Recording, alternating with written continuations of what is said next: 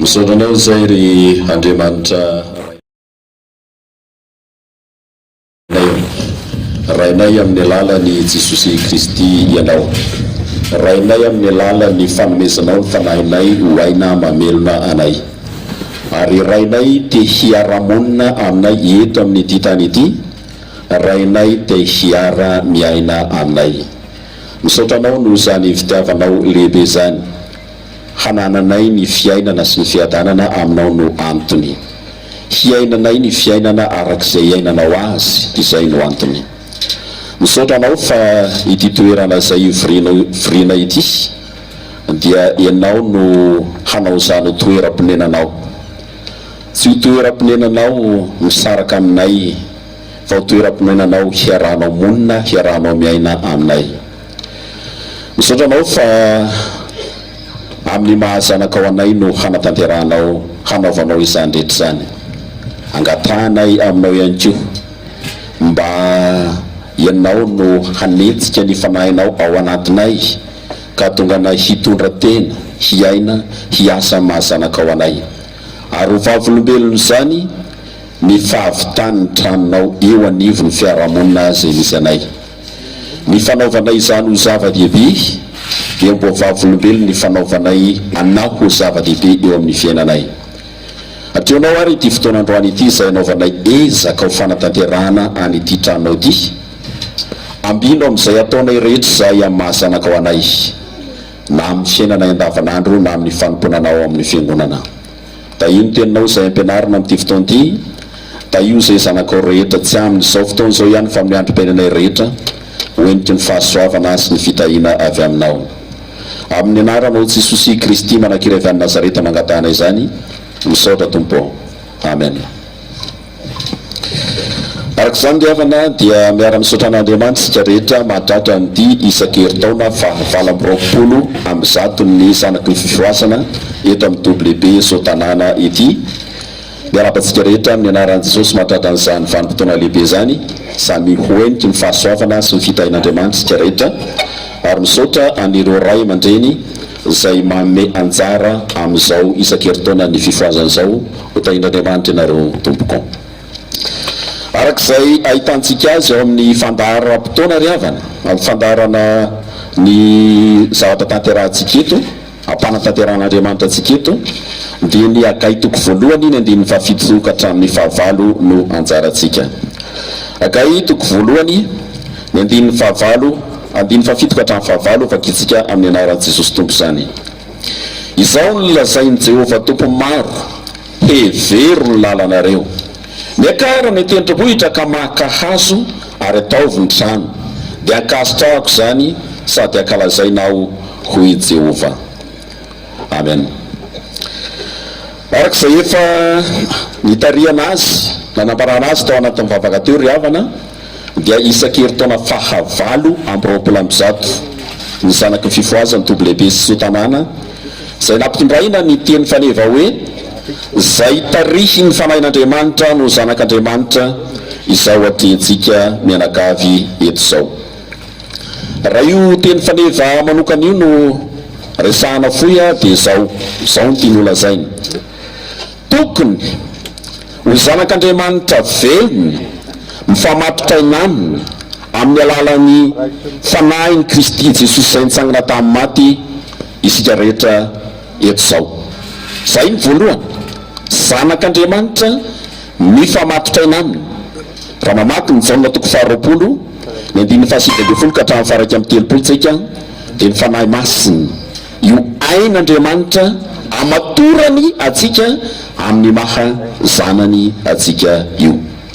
Tsy izany ihany, fa tokony ho zanak'Andriamanitra manana an'izany fanahy izany hoery manetsika sy mitarika atsika mba hanao asa tsara eo amin'ny fiaimpenantsika rehetra amin'ny fanjakana-kio zany. Tsy aina mamelona ihany ny fanahy araka le Jaona toko faharoapolo teo, fa hoana ny lazain'ny asan'ny apôstôly toko voalohany andininy fahavalo, hoery ho anareo zany, hanetsika anareo zany, ary ny fiaimpenanareo, ny asanareo, ny fitondrantenanareo, ny zavatra rehetrarehetra miseho amin'ny fiainanareo. Vakio izay lazaim-po le apôstôly amin'ny Galatiana toko 5 andininy faharoapolo, vokatra zany fanahy ao anatinareo zany izany rehetrarehetra zany. Io zany ny manana fanahin'Andriamanitra velona izy mifantatra Andriamanitra fa velona. Faharoa, ny mahavelona azy dia izy miasa, ary ny asa taony dia asa tsara. Izay ravezina ny zanak'Andriamanitra tarihiny fanahiny.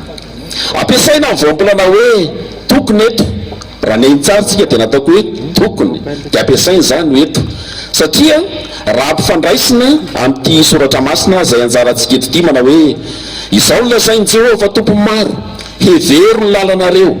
Miakara ny tendrombohitra maka hazo ary ataovy ny trano, dia akasitrahako zany sady ankalazainao i Jehovah. Dia izao amporsiny le hitenena mety mba ho tonga zanak'Andriamanitra tokoa, azay no hitenenana antsika hoe tokony, satria ilay tenin'Andriamanitra zinjarantsika eto dia famporsina ny zanak'Andriamanitra hakahazo hamboatra ny tranon'i Jehovah raha ny tena izy. Zanak'Israely manko izay hitenenana eto dia zanak'Israely na vao avy tafaverina avy any amin'ny fahababoana tany Babiloniana.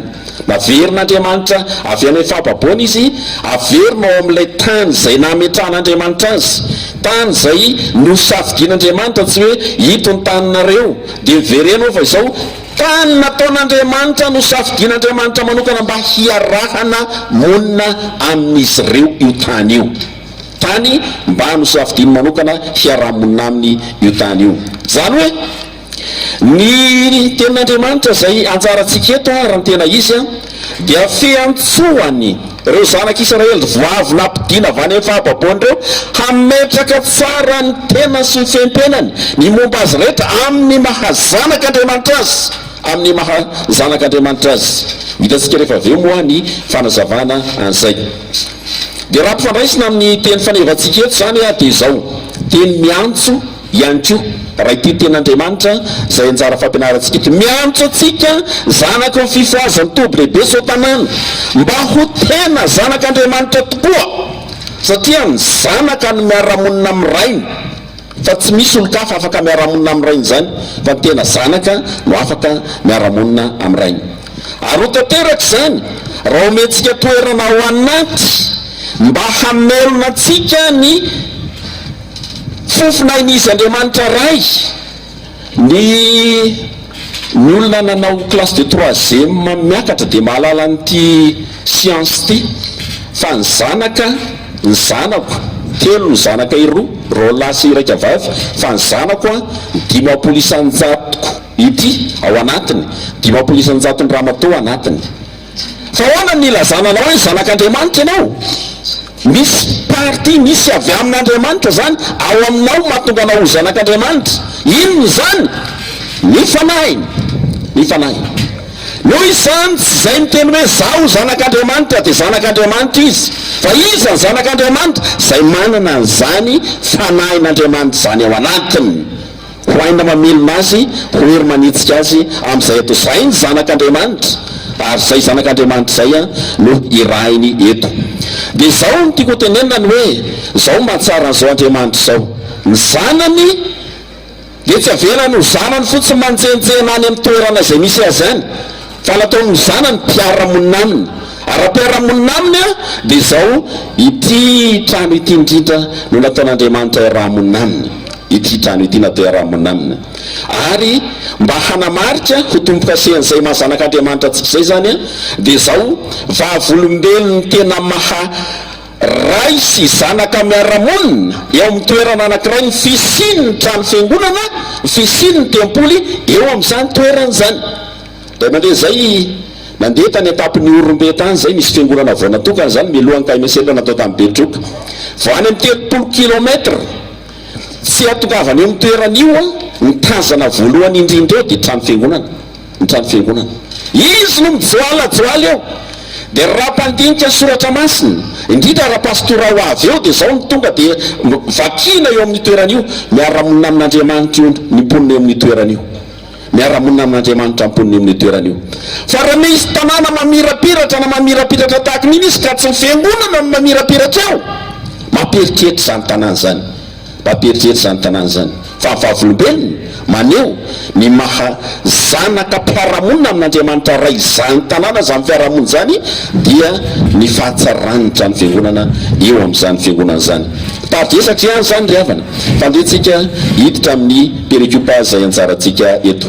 Bokyny Agay moa no misy ny anjarantsika eto dia andeha ho resantsika amin'ny ankapobeny momba an'ity Agay ity. Hoantsika zay mpianatra soratra masina, mpandinika soratra masina, dia ao anatin'ireo boky antsoina hoe mpaminany madinika 12 farany, zany hoe ny atao hoe vavainy dia Isaia, Jeremia, Ezekiela, Daniela, fa ny faran'izay zany dia atao hoe madinika izy ka isan'izany eo amin'ny testamenta taloha ity Agay ity. Ao faraparany boky mpaminany ao izy raha ohatra manahirana antsika no mijery azy, fa sao dia tsy ao izy raha ohatra ka tsy ao izy dia asivo pozo-mbola avy any eo an-trano, fa sao dia zay no antony tsy maho anaty baibolinao azy. Dia tahaka izao raha amin'ny ankapobeny ty bokyny Agay ity, mitovitovy izy amin'izay afatra nambaran'ny Malaky, ry Zakaria, ry Ezra, ry Nehemia, ry Estera. Reo zany mitovitovy satria zanak'Israely vao avy no baboly, ny babiloniana nampidina tia amin'ny tany Palestina no ambarany izy rehetrarehetra eo, ka ny tontolo zany na ny contexte zavatra natreny izy ireo dia mitovitovy avo koa. Raha ny tena izy dia misy afatra efatra amin'ny ankapobeny raketin'ity boky ity. Misy afatra efatra zany, afatra efatra mifampitohy fohy kely. Asa amin'ny baibolinareo fa amin'ny baibolika dia pazy anankiroa ihany tsy feno azy ny misy azy. Zay zany amin'ny bokyny Agay ity fohy ilay izy. Ka rehefa io boky fohy kely io dia misy afatra efatra mifamatotra tahaka an'izao ilay izy. Ny afatra voalohany any andininy voalohany, toko voalohany ka hatramin'ny 5:10. Io dia antso ataon'Andriamanitra amin'ny zanany mba hiasa, satria nahoana no antsoiny hiasa ny zanany? Zanaka amin'ny raviravy tanana no zanaka tafaverina tao Babilôna tamin'izay fotoana izay. Ary amin'io afatra io ny fomba ataon'Andriamanitra rehefa hiantso ny zanany izy, ny fomba ataony dia zao: lazainy aloha ny tsininy, lazainy ny tsiny, omeny tsiny ny andiny voalohany ka hatramin'ny andiny fahaenina dia avy eo anariny omeny fananarana amin'izay ny andiny fahafito ka hatramin'ny faraka ambin'ny folo amin'ny toko voalohany dia avy eo rehefa nomeny tsiny lazainy zany ny fahalemeny zao nareo zao ny tokony ataonareo dia nanao valiteny hosetriny zany zanak'Israely ny andiny faharoa ambin'ny folo ka hatramin'ny fahadimy ambin'ny folo. Ny afatra faharoa dia rehefa nanao valiteny eny ny zanak'Israely dia zao misy teny famporisihana sy fampahirezana avy amin'Andriamanitra indray ny toko faharoa ny andiny voalohany ka hatramin'ny fahasivy. Nahoana no amporisihany? Satria zanak'Israely vavy tonga amin'ny tany zany be dia be ny olana zay natrehiny ka nampiravoravo tanana azy le voalaza fa niravoravo tanana teo aloha izy ny andiny voalohany ka hatramin'ny andiny fahatelo amin'ny toko faharoa no milaza an'izay olana natrehiny zanak'Israely zay dia amporisihany amin'izay amin'ny andiny fahaefatra ka hatramin'ny andiny fahasivy amin'ny toko faharoa. Ny afatra fahatelo dia izao, satria rehefa nanariny da rehefa namporisihiny dia tena nanolo tena tokoa an'Andriamanitra reto zanak'Israely reto dia ambaran'Andriamanitra rehefa manolo tena ho an'Andriamanitra dia zao ny afatra fahatelo, irotsaka ny fitahina ho anareo. Ary ny afatra fahaefatra farany, rehefa miverina ao amin'Andriamanitra, rehefa mankatoa an'Andriamanitra dia zao hiorina ho toy ny fanjakana, iorina ny fanjakan'Andriamanitra amin'ny alalan'ilay fanjakana ohatran'ny fanjakana Davida taloha, zany hoe fiorenana ny fanjakan'Andriamanitra indray amin'izany toerana izany no ampanantinaina ao amin'ny afatra fahaefatra. Arak'izany ry havana dia ao amin'ny afatra voalohany tapany faharoa misy ny tenin'Andriamanitra anjarantsika, zany hoe ny afatra voalohany dia zao antso ataon'Andriamanitra amin'ny zanany Baiasy, ary ny tapany faharoa ao anatin'izay fananarana satria ny andiny fahafito ka hatramin'ny fahavalo no anjarantsika. Dia andeha hojerentsika amin'ny ankapobeny aloha ireo zavatra ireo. Ndao aloha hojerentsika le fanomezantsiny, nahoana ny nametsiny ny zanak'Israely tamin'izay Andriamanitra. Zao ry havana, zao anisan'ny afantaran'ny olona pasteur Rafalimanana dia mahitsy. Io ny ray aman-dreny anankiray hoe aiza mahitsy loatra ianao fa sao dia maratra, tsy haiko nefa tsy mahitsy fa za dia mahitsy, maharatra na tsy haratra dia mahitsy zay zany fa izay sy agay mitovy, izay sy agay mitovy. Ny afatra nampitondraina ny agay dia zao fohy kanefa mahitsy mivantana, zay ny afatra zay nataony.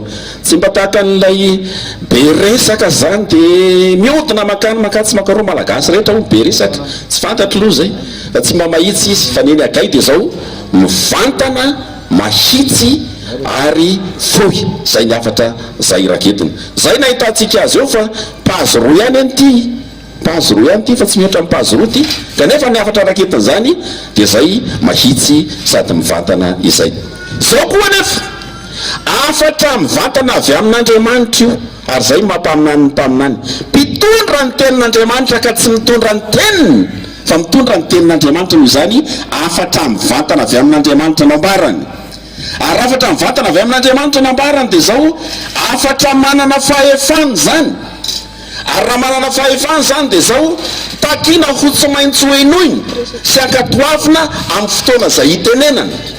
Zay no ambaran'ity tenin'Andriamanitra foisady mahitsy ity, avy amin'Andriamanitra ny teny noho izany takina ho an'izay ilazana azy ny hihainy sy ankatoa zany. Raha iaino izy fitahinana ho aziny, fa raha tsy iaino izy ny fanohitra amin'izay no ho aziny. Ao amin'ny andininy faharoa dia antsoina hoe Jehova tompo maro, zay moa no ahitantsika azy ao amin'ny soratra masina zay anjarantsika eto.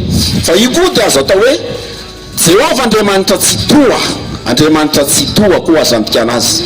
Zany hoe izany anarana fiantsoana zany dia hita matetika ao amin'ny boky faminaniana hoe Jehova tompo maro na Andriamanitra tsy toa, hita matetika ao zany. Kanefa amin'ny bokin'ny Agay, Zakaria Malaky dia manana maha-izy azy manokana izany. Izany anarana zany dia mampahafantatra fa Jehova tompony maro, ny maro amin'ny Jehova tsy hoe 1, 2, 3 jusqu'à 1 milliard, tsy zay maro, fa tsy voisa ny maro volaza eto. Izany tompony zany zavatra tsy voisa izany Jehova. Inona ny dikan'izany? Na inona zavatra ilaintsika eo amin'ny fiainana andavanandro na inona zany tsy misy avy aiza zany na itoloko za tambery ry am'ry vaty be ry na ry am'ry fasany ry na ny avazimbana iza tsy fantatry tsy misy fa izy ny tompony, iza ny tompony? Jehova ny tompony, satria misy tompony maro, tompony maro izy avy amin'ny zavatra rehetra ilayntsika eo amin'ny fiainana andavanandro. Izay no antsoina azy hoe Jehova tompony maro. Dikan'izay tsy misy ninninona na iza ivelany ka tompony, fa iza ny tompony? Izy ny tompony. Ny zavatra ilayntsika andavanandro zany avy aminy avokoa zany. Dikany koa raha ohatra hoe tsy toy izy dia zao, izy ny tompony fahefana, izy ny tompony hery, ka izy no mandahatra any zavatra rehetra. Hoy izy any Jesosy any Mateo 7 any, mandatsaka ny ranonorany amin'ny tsara fanahy, ratsy fanahy, tompony fahefana, tompony zavatra rehetra, mandidy sy manapaka any zavatra rehetra izy. Ny Salamo 4:20 manaraka milaza zay, an Jehova ny tany zay rehetra eo aminy. Dia mifanekepinona amin'ny artikila voalohany, minao f'Andriamanitra mamorona ahy mba amin'ny izy ny mahamena zavatra rehetra ilaina amin'ity fiainana ity. Fa tsy misy na dia avy aminao na dia raha aza. Noho izany, ho an'ny vahoaka ny fanekeny, ho an'ny zanany tokoa, dia tsy tokony izy zay atahorany na isalasalaniny amin'izay ilainy amin'ny fiainana andavanandro, satria nahoana? Ny Jehova tompo maro ny rainy, Jehova tompo maro ny rainy. Izany tsy misy zay tokony isalasalany na zay tokony atahorany eo anatrian'izay. Zao anefa riavana ao amin'ny 15 ihany, dia tsy natsoiny Jehova intsony hoe fireneko. Vakio ny 15 tsy milaza, tsy miantsony ny zanak'Israely izy hoe fireneko, fa inona filazany azy ao? Ity firenena ity. Rehefa tsy natsony hoe ko zany dia ninona? Tsy anazy intsony lay firenena, fa natsony hoe ity firenena ity. Raha miteny vahiny izy tena mazava be, fa tokony fiantsony Jehova azy hatramin'izay dia hoe ny fireneko, fananany. Fa eto dia midiky zany fa tsy fananany intsony ny zanak'Israely. Aiza hitako aza mahitaka hoe ry zanak'itsika zao voreto zao, ka tsy hoe tsy fananany, tsy lazainy hoe zanako, tsy lazainy hoe fireneny, fa ataony hoe ity fireneny ity, zany hoe efa tsy anazy tsony. Inona ny antony? Tsy Andriamanitra no manosy-botanana antsika tsy ho zanany, tsy mba Andriamanitra no manosy-botanana ny olona tsy ho zanany, fa ny olona no mametraka an'Andriamanitra tsy ho rainy. Tsy Andriamanitra no manosy-botanana antsika tsy ho zanany, fa tsika manosy-botanana an'Andriamanitra tsy ho raintsika. Tsy mino intsony ny heriny, tsy mino ny fiahiny, tsy mino ny fiarovany, tsy mame voninahitra sy ajazy, nametraka ny tenany ho toy ny kamboty. Zany hoe Andriamanitra velona mandrakizay, fa izao ny fehevera zanak'Israely azy, maty ny rainy. Rehefa maty ny rainy, inona zany izy? Kamboty. Izy mieritreritra ny tenany, mametraka ny tenany ho kamboty, kamboty velony ray, kamboty velony ray. Raha zany, raha eto amin'ity tany ity misy an'izany mbola velona eo ny ray aman-dreny, dia milaza izy kamboty ry lolo za matany zany, asa zay hafarany zany. Fa izao zanak'Israely kamboty velony ray. Noho izany rehefa kamboty zay moa, rehefa tsy mieritreritra hoe misy raintsony, dia maninona zay? Mizaka tena mirery any zany, miady rery amin'ny fiainana any zany. Ary zay mihitsy ane natao zanak'Israely eto. Ary io koa mbola pirofo anankiray fa ho an'izay rehetra miady rery amin'ny fiainany, mieritreritra izy fa izy ny mahavita ny fiainany. Kanefa Jehova tompo maro ny rainy, dia nahoana zany? Kamboty velony ray, kamboty velony ray. Ny rainy velon'Andriamanitra velona, fa izy mametraka an'Andriamanitra ho toy ny maty, mipetraka amin'ny toerany kamboty izy amin'izay fotoan'izay. Inona no fisehoan'izany nanehoany nametrahany tena no kamboty velony ray zany? Ny tsy firara intsony ny trano nipetrahany ray aman-dreniny. Ty voatamin'ny alina tamin'ny 9 alina tonga atao fianaratsoa, fa namangy STPL tany Vangaindrano tany, dia mandeha ny an-dalana eny, dia misy trano tsara tarehy, trano tsara tare fefa miongotra mivaravara kely efa miongotra teo ny fanitsy ny isan-karazany dia hoana filazan'le presaka tany anaty tomobile lova io lova io dia rehefa mandehandeha maneran'ny FLM ianao dia ty aloha mbola tsy rava ty station ty mbola eo izy io fa mba mandeana angany amin'ny toerana samy hafa ny ahitanareo lova napetraky ny ray aman-dreny ny tranony tsika loterana manao an'izay manahirana fa rehefa ny zanaka zany mieritreritra hoe kamboty izy mieritreritra ny ray ho maty izy dia atao inona ny lova tsy raharahiana ntsony ny lova fa inona nataosy izy samy mijery ny azy amin'izay ny zanaka tsy zay ve ny fiainany zanaka Israely eto tsy zay ve nambaran'ity soratra masiny ity inona ny nataony ny tempolo tsy ny raharainy ilay fonenan'Andriamanitra ray tsy ny raharainy satria iny io lova io fa inona nataony ny tranony avo ro nataony io nataony namirapiratra fomba zanak'olombelona zany fomba tsika hatramin'izao zany ny tranon'Andriamanitra tsy ny raharainy ny fanompoam-pivavahana nataotao tsy ny raharainy dikan'izay nataony fotony tsy misy lay Andriamanitra rainy fa izao ny trano izay nipetrahany nataony fotoiny lapasoa tsy tao amin'ntsony lay toe-panahiny Davida zay tsy hita fandrimandry tamin'ny tsy fahavitany tempolo kanefa isy ny vahoaka nipetraka tamin'ny lapasoa vakinke ny Samuela faharoa toko fahafito andininy faharoa sy ny Salamo faharoa amby telopolo amby zato andininy voalohany ka hatramin'ny fahadimy ty le lazaiko teo hoe ny zanaka moa aoriny fahafatesan'ny rainy dia mizaka tena irery mandray ny fahefana sy ny voninahitra zay nananany rainy teo aloha rehefa nieritreretiny hoe maty ny rainy mandova mandray ny fizakam-pananana ao anatin'ny fahaleovatena fa io a lay toerana nametrahany zanak'Israely ny tenany zany hoe Andriamanitra velona fa izy no mametraka an'Andriamanitra ho toy ny Andriamanitra maty ny trano fonenan'izy ireo natao soa arak'ilay nambara teo mamirapiratra isy eo azany voninahiny zany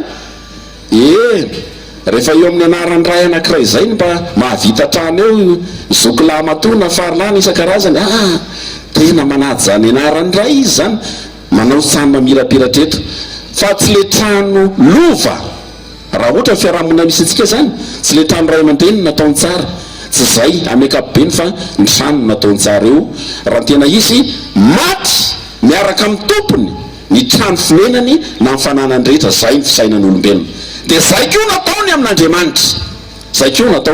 amin'Andriamanitra nambara miaveta amin'ny alalany gaeto ary fa diso lalana izy ireo lalana eto fiaim-piainana sy ny fanao diso fiaim-piainana sy fanao izy ireo amin'izany ka antsony hihevitra zany hoe handinitra zany lalana ao am-po ity hoe heveriny lalanareo tia dia fananarana averimperiny mpaminany ao amin'ny boky io hitatsika amin'ny toko voalohany andiny fahadimy andiny fahafito toko faharoa andiny fahadimy amby folo andiny fahavala amby folo endroa fahatsondalana ny fanafoanana an'Andriamanitra ray eo amin'ny fiainana fahatsondalana fahatsony fiaim-piainana mahazanak'Andriamanitra ny fanafoanana an'Andriamanitra eo amin'ny fiainana ny fanafoanana an'Andriamanitra eo amin'ny fiainana dia midika ihany koa fanafoanana ny fitahihany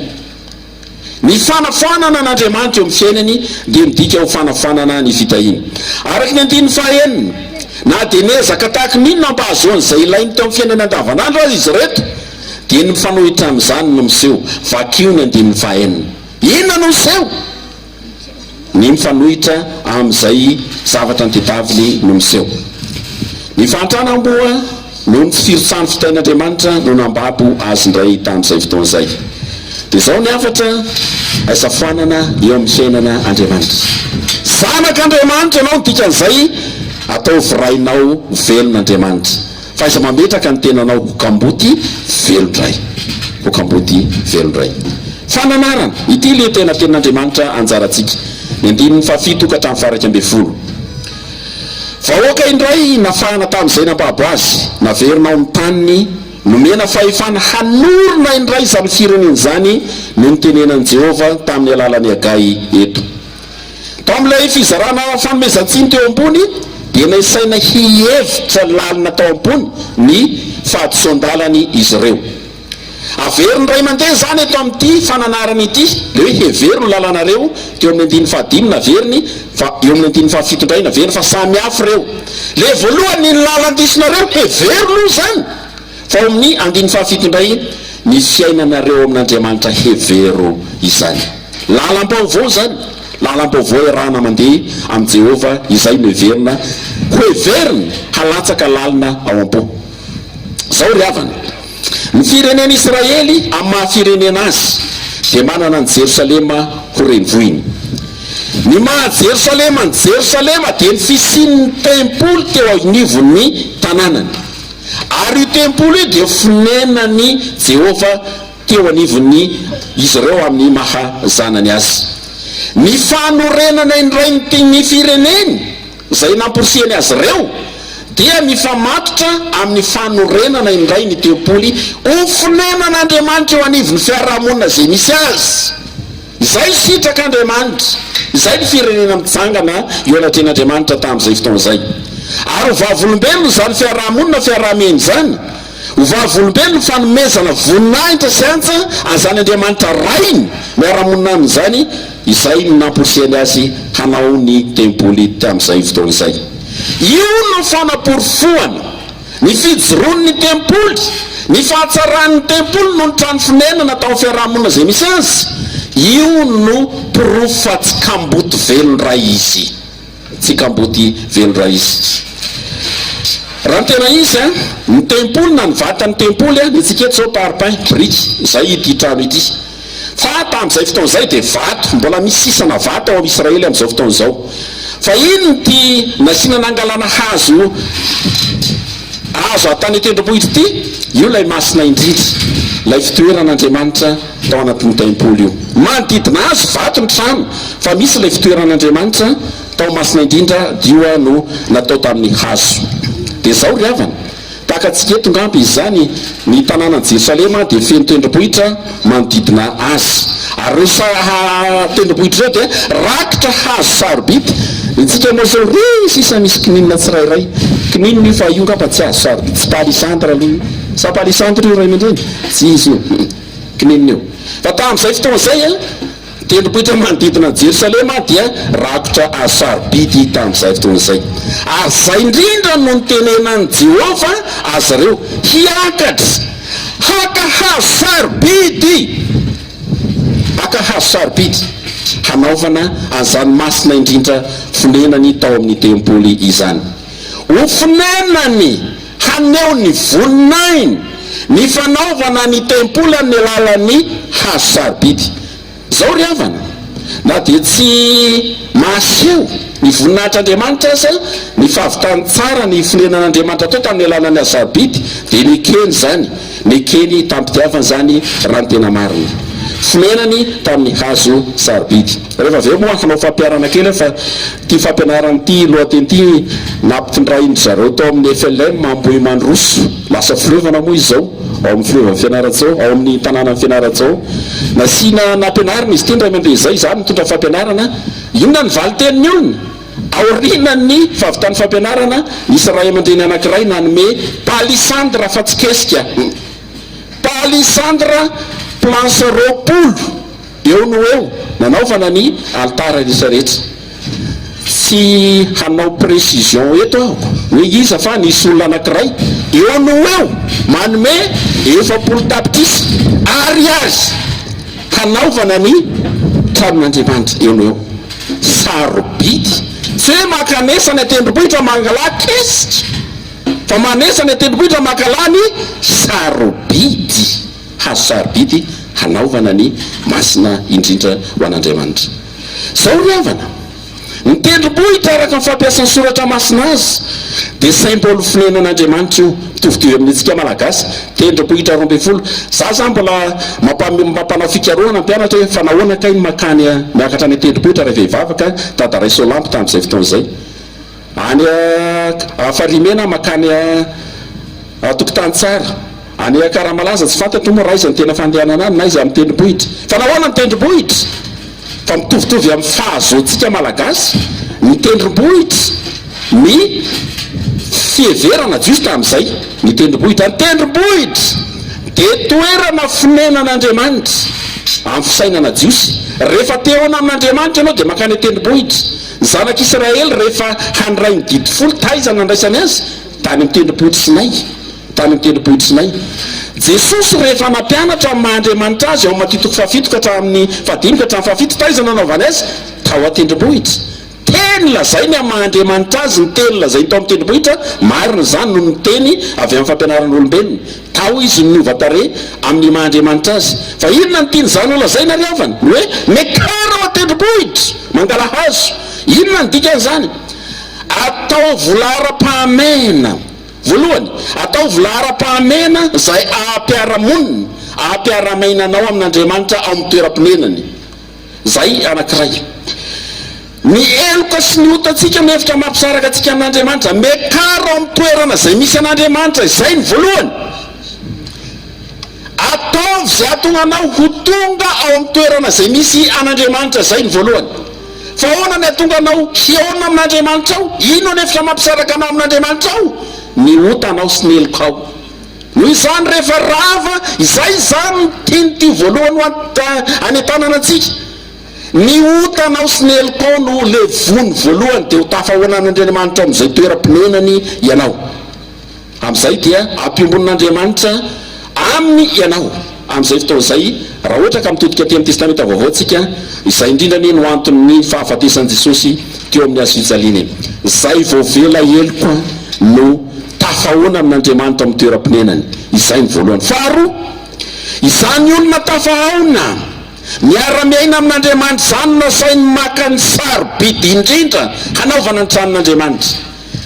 Matoa zany tsy mahafoy ny sarobidy indrindra hanaovana ny tranon'Andriamanitra sika de nahoana? Satria mbola tsy tafahoana amin'Andriamanitra. Fa ny olona tafahoana amin'Andriamanitra makanesa ao tendrombohitra ny voalohany, fa tsy tonga de hoe mangala hazo. Fa ny voalohany de zao mekara ao tendrombohitra aloha ny voalohany. Ataovy zay atonganao ho tafahoana amin'Andriamanitra.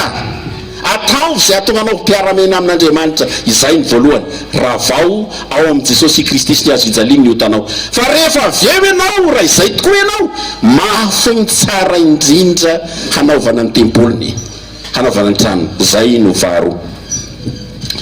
Zao ry havana, ny voambola nafototra na dika hoe trano eto ataovy ny trano de tsy milaza mivata trano ihany, la infrastructure zany, fa mamaritra koa ny ponina sy ny fiaintenana ary ny fananana rehetra momby zany trano zany. Dia raha ny teny fototra na dika hoe trano de isan'izany trano izany avokoa. Ny hoe ataovy ny trano ary de tsy famporisihana amin'ny fanaovana mivata trano ihany, fa fanetanana ihany koa amin'ny fanamboarana ny maha izy azy sy ny fiaimpenantsika ponina ao anatin'izany trano zany, hifanaraka amin'ny maha zanak'Andriamanitra atsika, hifanaraka amin'ny maha raitsika azy, hifanaraka amin'ny maha famendrantsika azy ho tompo ny zavatra rehetra, ho tompo ny fahefana ao anatin'izany trano zany. Io nambaran'i Jesosy hoe katsao aloha fansakan'Andriamanitra sy fahamarinany de hanampy anareo ny zavatra rehetra. Ataovy zay zanak'Andriamanitra anao, fa rehefa zanak'Andriamanitra ianao ambany fitahiny sy ny fikarakarany ary ny fiarovany rehetra. Ny fahalolora tena ho avaozin'Andriamanitra indray eo amin'ny Kristy Jesosy ny hazo fijaliana, mahatonga ny olona izany olona zany handray azy ary atonga azy hanao ny asa tsara, hitondra tena tsara, hanana fiaimpenana mifanaraka tsara amin'izay maha zanak'Andriamanitra azy. Tsarovy ity hoy Paoly apôstôly, fa vaoforona atao amin'ny Kristy tsika anino hanao asa tsara noho izany isika manao asa tsara manamarika ny maha olona vaoforona atao amin'ny Kristy atsika ihany koa, noho ny fananantsika n'ilay fanahy izay mitarizantsika ao anatiny. Farandriavana aty amin'ny testamenta vaovao dia ny fiangonana kristianina zay fiombomana mino lazay indray mandreny teo ao amin'ny Jesosy Kristy sy ny asa mitondroina hoe tempolo fonenan'Andriamanitra amin'ny alalan'ny fanahy. Tsy ny trano fiangonana ihany no asian'Andriamanitra rafitra tsara mba homendrika mivoninahitsy ny vavolombelon'ny fahalebiazan'ny fitiavany sy ny fanajy amin'olona azy, fa izany fiombonana mino zany ihany koa dia asiany ho tonga mirafitra tsara. zatsy amerina intsony fa azotsika ny tiany ray aman-dreny filoasina daparitany Antananarivo olazaina atao mangala hazo irafetany zany fiombonany olona masina izany. Inona ny hazo? Aisan'ny tendrombohitra nangalana azy. Ny hazo fijaliana teo Golgota nataovy tsatoka ho anivon'ny fiangonana ho fiainany fiangonana zay fiombonany mino izay no maha tsara azy, izay no maha pravitra tsara azy. Hoy Paoly apôstôly hoe raha fatra-paniry ny zava-panahy dia zay ampandroso ny fiangonana ny tadiavo indrindra. Io ampandroso io raha ny tena teny fototra dia zay ampiravitra ny fiangonana ny tadiavo indrindra ho an'izay fatra-paniry fanomezam-pahasoavana avy amin'Andriamanitra. Ninona fanomezam-pahasoavana avy aminy? Ny ampiravitra ny fiangonana no katsao indrindra. Fiangonana mino amin'izy Andriamanitra, fiangonana mino amin'ny Jesosy Kristy ny zay lohany. Hoy aho hoe ny hazo fijaliany Jesosy Kristy no ambara amin'izay. Hazo fijaliany Jesosy Kristy any tendrombohitra Golgota asiany tsatoka eo anivon'ny fiangonana, zay no fanamboarana ny fiainam-piainany mino na ny kristiana zay mipetraka ao anatin'izany fiangonana izany. Fa ity andro anty dia andro zay anaovana ezaka, raha tena maro mamoy zany ezaka anankiroa. Ao ny ezaka trano fonena mitony any Antananarivo, ao ny ezaka fanamboarana anty trano ity. Ry zanaka fifahazana sao tanàna mekarany tendrombohitra mangala hazo sarobidy dia ataoviny trano. Roa zay ny hazo fijaliana mamboatra anao voalohany, faharoa ianao zay namboariny ny hazo fijaliana zany mangala hazo. Dia fampiarana tsotsotra nataoko eto mialatsiny ao amin'ity. Ry zanako fifahazana sao tanàna mangaro paosy. Angaro ny paosinao na sakafo mipoketranao dia alaivitao zay ao. Miaro eto misy nalahary tsara fanaovako ity fampianarana ity, za tsy manam-bola, fa izao misy le mangamanga ngeza be ty, dia misy mavomavo ty, dia misy menamena ty, izy rehetra ato daholo. Dia zao izany tsara indrindra andreto satria sarobidy sy ny tsara indrindra nasiany Jehovah alay tadidinao reo ve fa zanaka fifahazana sao tanàna an'ity. Inona lazainy dada ray sonamby tsy hay soratra masina raha tsy iaina ve zantsika androany sa tsy iaina? Iaina soratra masina ve zantsika? Osa hoe tsy asiny miakatra ery rakitra ty, tsy asiny miakatra ery eny tsisy azo alaina ntsony eny. Fa izao angaron'ny ny paosy dia zay tsara indrindra no atolosy hanaovana ny tranon'Andriamanitra. Ny aty zany zao ity no atolotro asany ianao, asany ianao zay ny tsara indrindra, fa tsy hoe ity soratra masina ty raha tsy iainana. Aiza zany rakitra, aiza ny tatitrakitra asina ty raha iman-dreny? Alao avy eto ianao mba miteny aty hoe iza ny tatitrakitra, iza le tatitrakitra asina ty, fa tsy le zandriny indrato sarosaoana aneo ratsy indrindra zany, ratsy indrindra zany saoana zany no atolotra ao. Aiza ny asina ty zany le takitrakitra oatra ninona amreo, le oatra ninona amreo no asina azy. Ity anomeko ty omeko an'ity satria miakara ao atendrombohitra dia ny tsara indrindra no alaivo. Osa misy karazany rehetrarehetra ato anatin'ny paosy ato anatin'ny paosinao, mba samy mangarona ny paosy moa dia avaitao inabiny ao anaty poketra ao, inabiny ao anaty poketra ao. Le tsara indrindra no alaivitao, le tsara indrindra no alaivitao dia ataoviny trano. Dia zao ry havana ngamba mety tsy androany zay ihany lozy zany, zay ihany pratique ty raha ty. Dia zao mety tsy misy aminao androany fa mety misy aminao any trano. Dia misy numéro ana telefôny reto, misy M-vola, misy Airtel Money, misy inona konga. Dia meko anao reto, dia rehefa aveo feno Airtel Money any zanaka fifahazana ety sao tanàna io. Dia alao mbola zako rehetra ny fanontaniako manko dia zao ry havana zava otrinona 4 milliard lanao tamin'ny tranonao io. Ahoana ny fanajanao an'Andriamanitra androany? Ahoana ny fanajanao an'Andriamanitra androany? Misy saoana ve nomenao nefa 4 milliard ny lanao tamin'ny tranonao tany? Ahoana ny fanajanao an'Andriamanitra androany?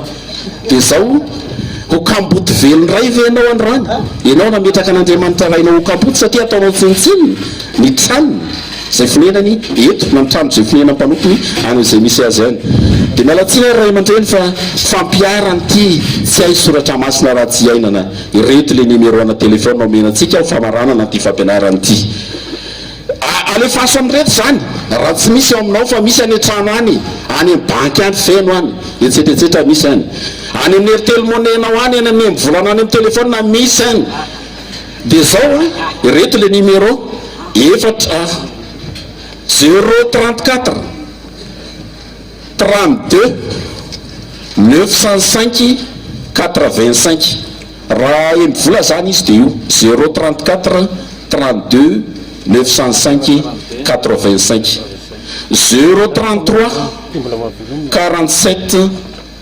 151 68 033 47 151 68 032 73 279 29 032 773 269 279 29 032 73 279 29 zanako ny fivoazana mikarana tendrombohitra mangala hazo dia ataoviny trano amen ivavaka isika rehetra misaotranao zay ry Andriamanitra raisy zanaka ary fanay masinao no ity fotoana ity zay iantsonao anay zanakao mba haneho fa tsy kamboty velondray zay fa zanaka manana anao Andriamanitra velona piay sy piaro sy pikarakara anay misaotranao ny amin'ny teninao zay